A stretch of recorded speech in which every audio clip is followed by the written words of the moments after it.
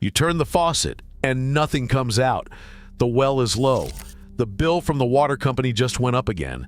And somewhere out in the Arizona desert, a team from MIT just pulled a glass of clean drinking water straight out of thin air.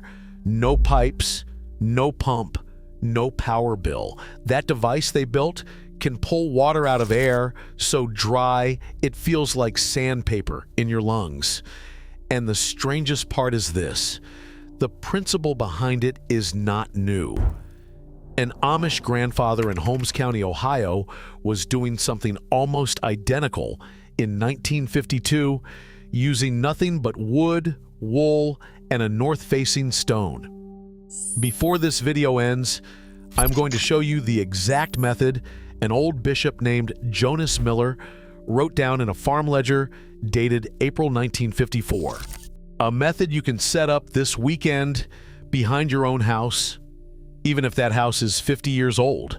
The first time I saw one of these working, it was behind a barn near Mount Hope, Ohio. I stood there for half an hour, watching water drip into a mason jar from a contraption that looked like junk. I was sure it was a trick. It was not a trick. Let me back up, because to understand why MIT is suddenly excited about this, you have to understand what they actually built. The device is called a hydrogel panel. It is basically a sponge made of a special salt that grabs water molecules out of the air at night and then releases them as clean liquid water during the day when the sun warms it up. The University of Arizona tested a version of it in the Sonoran Desert in 2022. In humidity as low as 20%, it produced almost a liter of drinking water per kilogram of material. Every single day. For free. Forever, basically, because the salt does not wear out. Now, here is the part that should make your jaw tighten.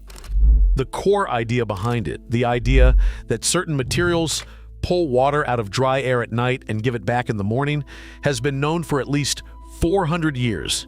The Persians did it, the Romans did it, and the Amish, quietly, in places like Lancaster County, Pennsylvania, never stopped doing it. They just never called it hydrogel technology. They called it a DW catcher, and they built them out of whatever was lying around. I want you to think about something. Why is it that a team of engineers at one of the most expensive universities on Earth just spent years and millions of dollars to reinvent a tool that a farmer in a black hat built in his backyard for under $20? There is a reason, and we will get to it.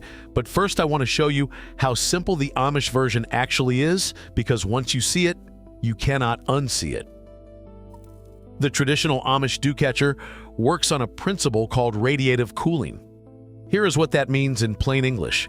On a clear night, any surface that faces the open sky, especially a dark surface, actually gets colder than the air around it. Colder, even when the air is already cool. The surface loses heat to space itself straight up through the atmosphere. Cornell University confirmed this in a 2019 study. They measured surfaces dropping as much as 8 degrees Fahrenheit below air temperature on clear nights. 8 degrees. And when a surface is colder than the air, what happens? Moisture in the air condenses on it. The same way a cold glass of tea sweats on your porch in August. That sweat is drinking water. Clean, distilled, free. The Amish figured out that if you build a structure angled at about 30 degrees, facing north in the northern hemisphere, and you make the collection surface out of something dark with a lot of surface area, you can collect a shocking amount of water every single night. Bishop Jonas Miller of Holmes County wrote in his ledger in April 1954 that his family collected between 2 and 4 gallons a night from a single catcher in the summer months. 2 to 4 gallons from thin air. In Ohio, without a pump, without electricity, without a single moving part. He built his out of slate roof tiles he salvaged from a torn-down schoolhouse mounted on a wooden frame with a little wool-lined gutter at the bottom that funneled the dew into a ceramic jug buried halfway in the ground to keep it cool. The whole thing cost him, in today's money, maybe $15. Now, why did none of us ever hear about this? Why is this not on the front page of every homesteading magazine in America? That is where the story gets uncomfortable. In 1938, the United States government, through the newly formed Rural Electrification Administration, began a massive campaign to bring electric pumps and municipal water to every farm in America. The goal sounded noble, and for many people, it was a real improvement. But there was a second agenda underneath it. Farmers who were self-sufficient did not need to buy anything. Farmers connected to the grid and the water main became customers for life. A 1941 internal USDA bulletin, which I found referenced in the agricultural extension records at Penn State, specifically discouraged extension agents from teaching what it called primitive water gathering methods. The word primitive was doing a lot of work in that sentence. Those primitive methods worked. They worked for free, and free is the one thing an entire industry cannot compete with. The Amish, of course, refused to hook up. They kept their catchers, they kept their cisterns, they kept the knowledge. The rest of America forgot inside of one generation.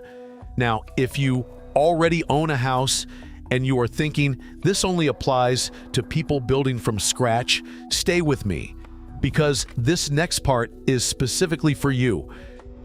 You do not need to build a new structure. You do not need a permit. You do not need a contractor. If your house was built before 1980, you almost certainly have the single best dew-catching surface in America already sitting on top of it: your roof. Older roofs, especially metal roofs and slate roofs, and even old asphalt shingle roofs that have weathered to a darker color, act as perfect radiative cooling surfaces on clear nights. Auburn University did a study in 2017 on water runoff from metal roofs in northern Alabama, and they found that on roughly 60% of clear nights between April and October, measurable DEW formed on the roof surface before sunrise. Measurable meaning enough to collect if you had a gutter angled correctly. Most of us have gutters already, and most of us let every drop of that DEW evaporate back into the sky within an hour after the sun hits the roof. Here's what you do. Find the downspout on the north or east side of your house. That is the side that stays in shade the longest in the morning. Put a clean food-grade collection barrel under it. A 55-gallon drum from a car wash supply store runs about $40. Cover the top with a fine stainless steel mesh to keep out insects and leaves. That is it. On a clear summer night in most of the country, you will wake up to anywhere from half a gallon to 2 gallons of distilled water sitting in that barrel, and you did not pay a cent for it. You did not ask anyone's permission, and you did not plug anything in. I did this behind my own house 3 years ago. The first morning I walked out there with a coffee cup and the barrel already had water in it, I actually laughed out loud because I had been paying a water bill for 40 years without ever once looking up at the roof that was offering me the same thing for free. But here is where it gets better. And this is where we start moving toward what Jonas Miller actually wrote in that 1954 ledger. Because roof DW is the beginner version, the Amish version, the version MIT just rediscovered, is something else entirely. The issue with roof DW is that it only works when the sky is clear and the humidity is reasonable. In a real dry spell, you get nothing. That is the exact problem MIT was trying to solve with their hydrogel panel. How do you pull water out of air that does not want to give it up? Jonas Miller solved it 70 years ago, and he did it with wool. Here's the part nobody ever talks about. Raw wool, untreated sheep wool, straight from the animal, is one of the most powerful natural moisture absorbers on Earth. Ohio State University ran a study back in 2003 testing traditional fiber materials for humidity absorption, and wool outperformed every synthetic material on the market except for engineered silica gel. Wool can absorb up to a third of its own weight in water from the air without even feeling wet to the touch. A third of its weight from air, with no energy input at all. The Amish knew this, not because they read a study, but because they had been sleeping under wool blankets in damp barns for 300 years, and they noticed things. They noticed that a wool-lined box left open to the night air would be noticeably heavier by morning, and that if you gently warmed that wool in the sun, water would drip out of it. Clean water, distilled by the wool itself. Bishop Miller's design, the one in the ledger, took this to another level. He lined a shallow wooden tray with raw, unwashed wool about 2 inches thick. He covered it with a sloped sheet of dark slate at an angle, with a small gap of about 4 inches between the slate and the wool. At night, the slate cooled down through radiative cooling and dew formed on its underside. That dew dripped onto the wool. At the same time, the wool itself was pulling additional moisture directly out of the night air from all sides.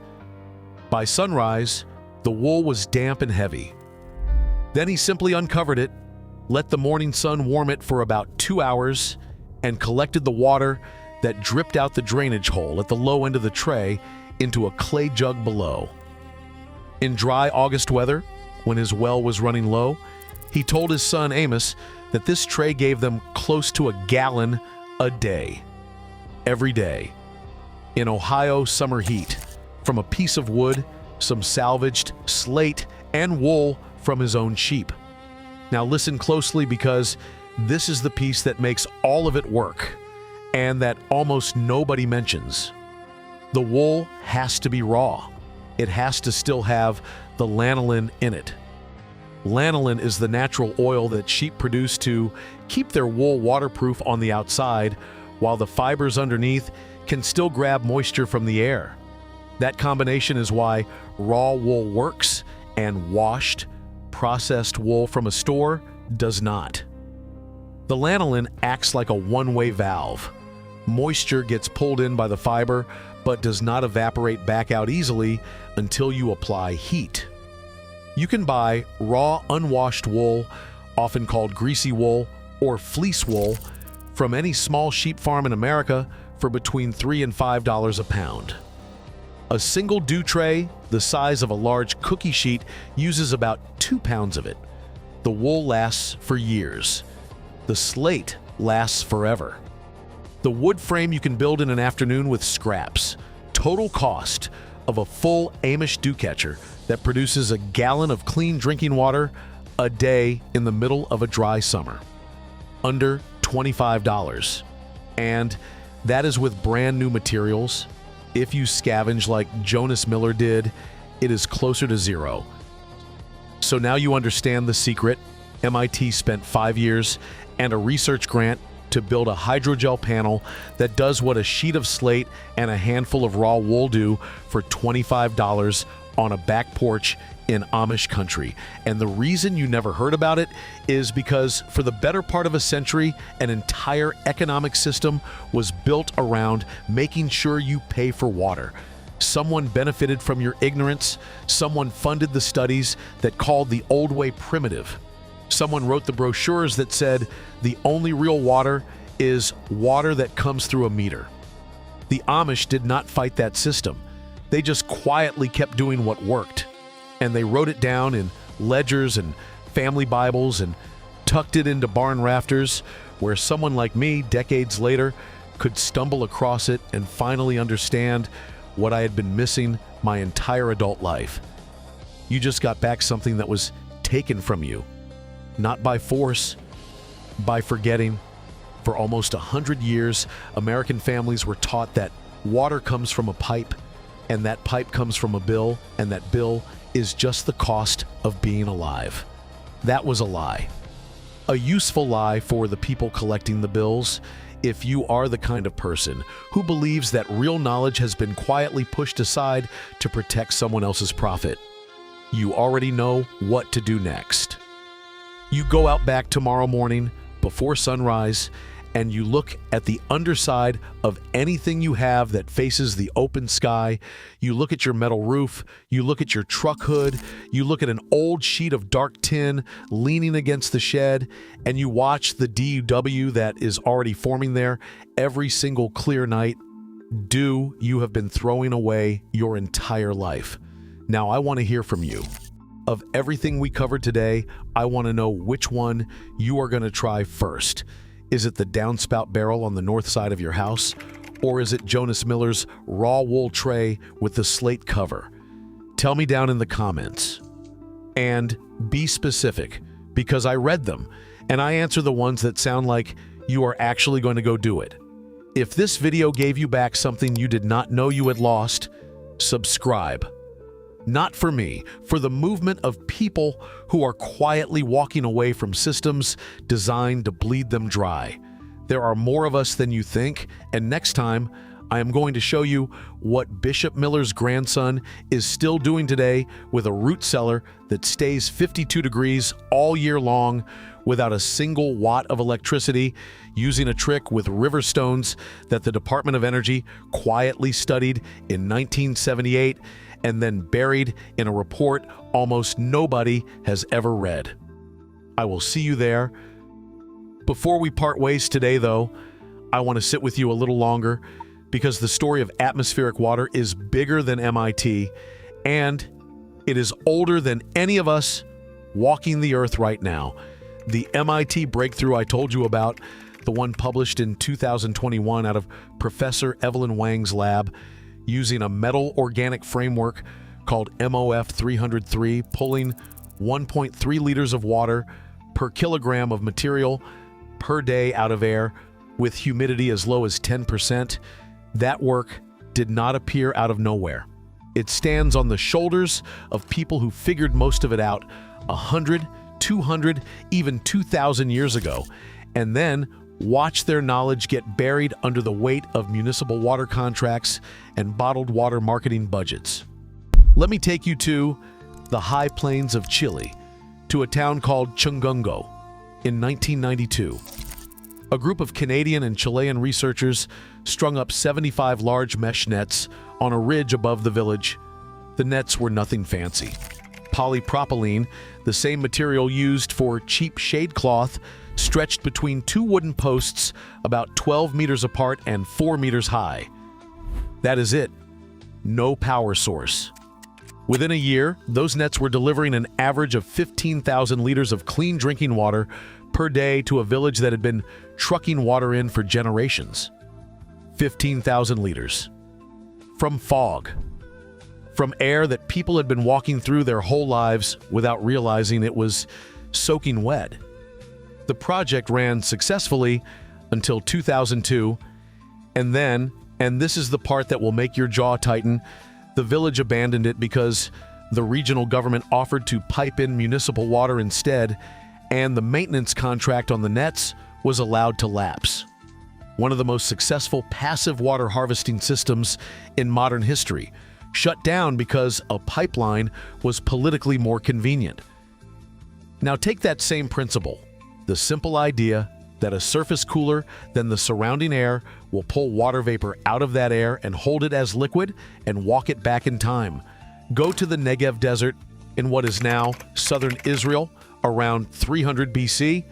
Archaeologists in the 1950s, led by a man named Michael Evanari from Hebrew University, excavated entire Nabatean farms in a country that receives less than 4 inches of rain per year. Less than 4 inches. And yet these farms grew grapes, olives, figs, wheat. How? Evanari found piles of stones, thousands of them, carefully stacked in low conical mounds next to every planted vine. At first, he thought they were just cleared field rocks. But when he measured soil moisture under the stone piles at dawn, he found it was saturated. The stones, cold from the desert night, were condensing dew from the morning air and funneling it directly down to the root zone of each plant. The Nabateans had engineered an entire civilization on condensation.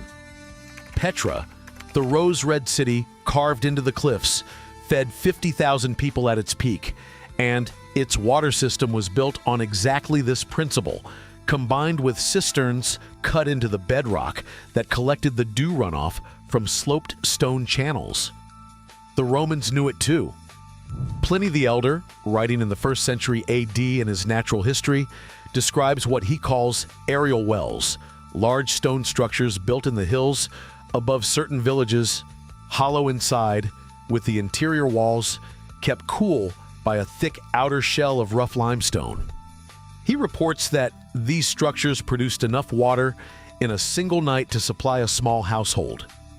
For 1,800 years, scholars assumed Pliny was exaggerating or confused.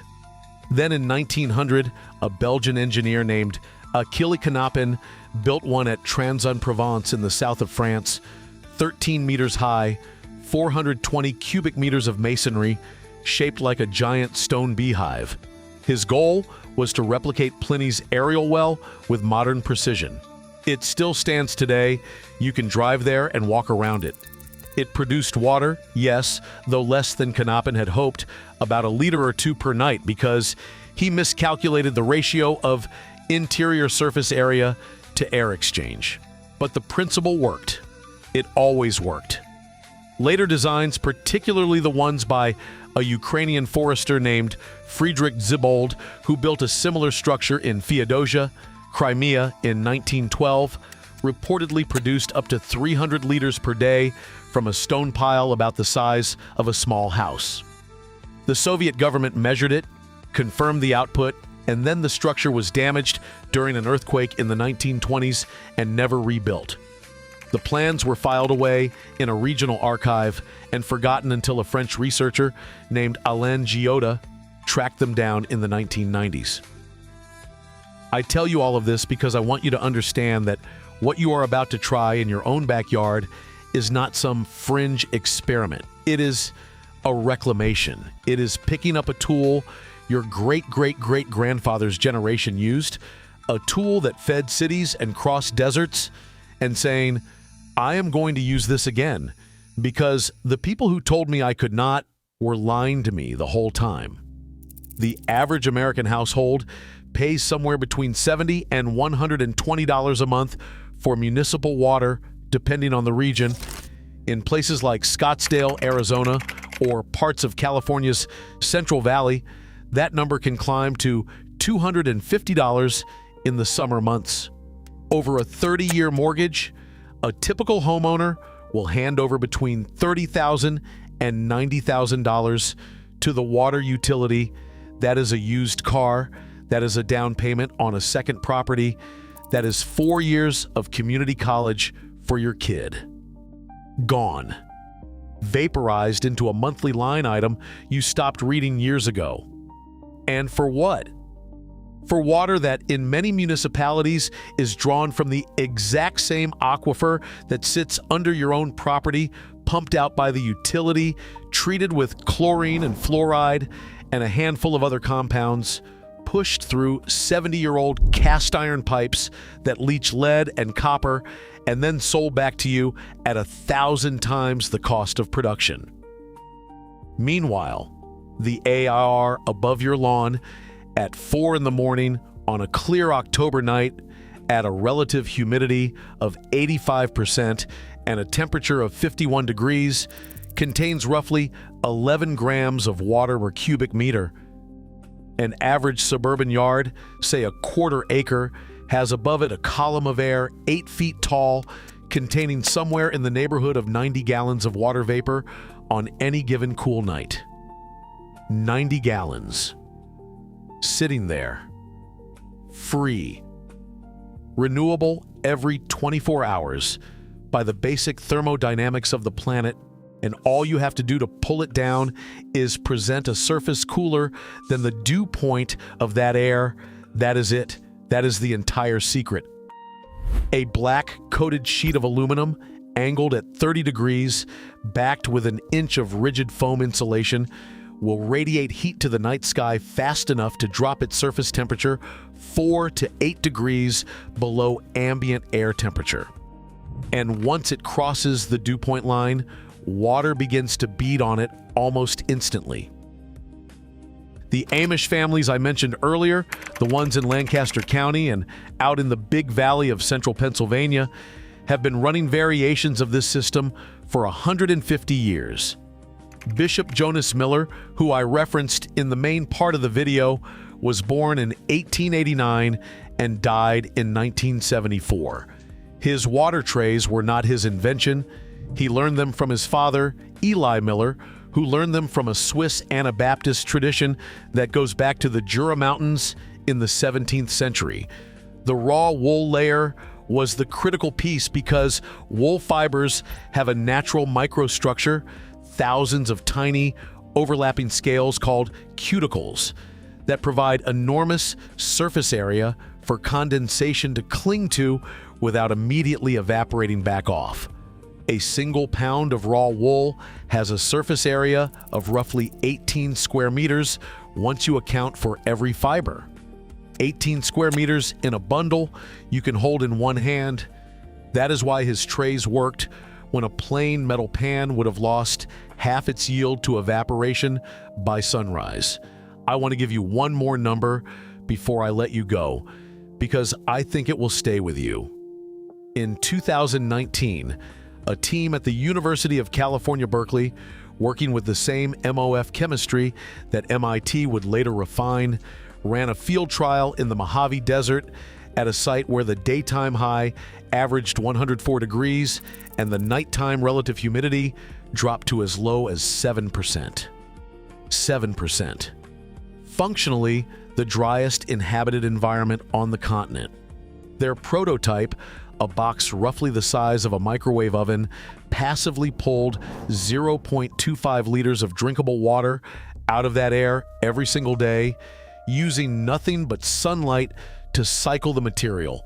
Scale that box up to the size of a household refrigerator, and you are looking at 3 to 5 liters a day in the worst desert conditions on Earth. In a temperate climate in Ohio or Tennessee or upstate New York, you would be pulling 15, 20, 30 liters a day out of a similar footprint. The technology exists. The old knowledge exists. The only thing standing between you and a water bill of $0 is the belief, carefully cultivated over the last century, that water has to come from a pipe owned by somebody else.